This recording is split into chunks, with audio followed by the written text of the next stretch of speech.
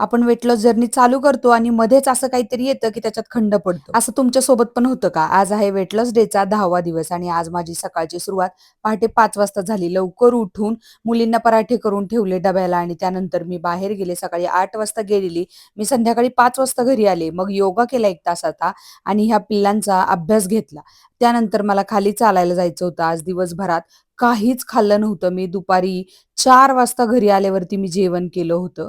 एक भाकरी आणि थोडीशी भाजी एवढंच जेवण केलं होतं आणि त्याच्यावरती मी आता रात्री सुद्धा काही खाणार नाहीये. तुम्हाला माहितीये काल रात्री केळवण असल्यामुळे खूप लेट झाला आम्हाला झोपायला. त्यामुळे माझी झोपच पूर्ण नाही झाली. तरी मी ठरवलं की आज व्यायाम करायला जायचंच आणि मी चालायला निघाले. हे मला म्हटले, "चल आज मी तुझ्यासोबत येतो वॉकिंग करायला." आले तर नाही, निघून गेले त्यांच्या कामासाठी. मग मी एकटीच खाली गेले आणि भरपूर असं वॉकिंग केलं. त्यानंतर घरी आले.